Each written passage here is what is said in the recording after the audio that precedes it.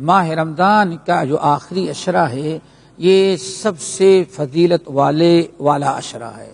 ویسے تو پورا ماہ رمضان ہی اللہ رب العالمین نے خیر و برکت کا مہینہ بنایا اور افضل الایام بنایا ہے، لیکن ان 10 دنوں ان پورے ماہ رمضان کے پورے مہینے میں یہ 10 دن جو ہیں ان کی بڑی ہی اہمیت اور بڑی ہی فضیلت ہے۔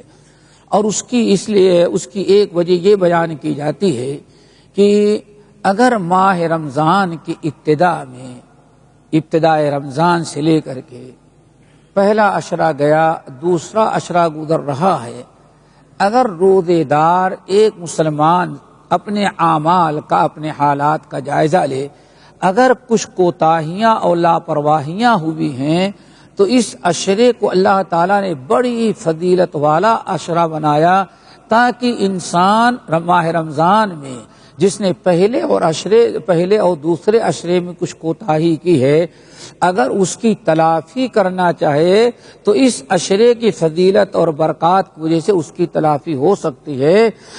رب العالمین کا ایک نظام ہے، 15واں پارہ سورہ اسراء کے اندر اللہ رب العالمین فرماتے ہیں وَهُوَ الَّذِي جَعَلَ اللَّيْلَ وَالنَّهَارَ خِلْفَةً لِمَنْ أَرَادَ أَنْ يَذَّكَّرَ أَوْ أَرَادَ شُكُورًا۔ رب العالمین ہی نے رات اور دن بنائے ہیں، یہ دن اور ایام بنائے ہیں، مہینے اور ہفتے بنائے ہیں۔ مقصد کیا ہے؟